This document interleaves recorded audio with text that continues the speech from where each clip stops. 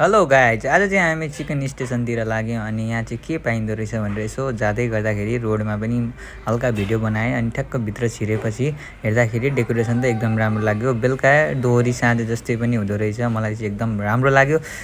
र हामी चाहिँ यहाँनिर कफी खान गयौँ है। यहाँ चाहिँ चिकन स्टेसनमा चिकन मात्रै होइन, कफी पनि पाउँदो रहेछ र साँझको टाइममा चाहिँ रमाइलो नाचगान पनि हुँदो रहेछ। र हामीले चाहिँ यहाँनिर कफी अर्डर गर्नलाई हेर्दाखेरि मेनु हेर्दाखेरि हामीले चाहिँ सिङ्गल सर्ट अर्डर गऱ्यौँ र भाइले सिङ्गल सर्ट कफी बनाउँदै गर्दाखेरि क्या दामी दामी सोच लिएर बनाउँदैछ, हेर्न सक्नुहुन्छ होइन।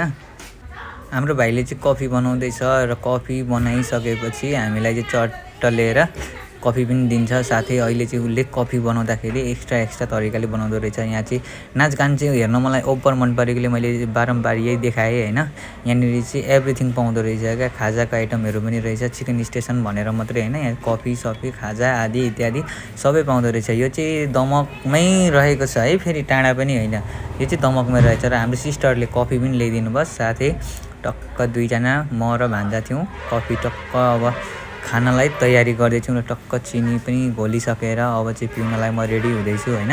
र कफी घोल्दै गर्दाखेरि के सोच आयो भने यहाँ चाहिँ खाजाहरूको आइटममा पनि राम्रो पाउँदो रहेछ भनेर सोच आयो। र यस्तै यदि तपाईँहरू पनि कफी खाजा नास्ता ड्रिङ्क आइटमहरू भयो जस्तै खानको लागि चाहिँ चिकन स्टेसनलाई सम्झिन सक्नुहुन्छ। यो चाहिँ ट्याक्कै आम्दा छेउमा रहेको छ र यहाँनिर फोटो खिच्ने व्यवस्था पनि रहेको छ, हेर्न सक्नुहुन्छ तपाईँ होइन एकदम।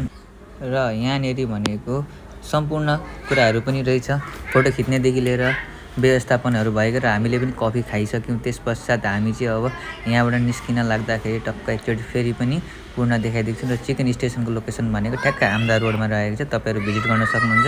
हामी चाहिँ यहाँबाट लाग्यौँ र यो आम्दाको रोड परेको छ, ठ्याक्कै हेर्नु होला, हामी आम्दासम्म पनि देखाइदिनेछौँ।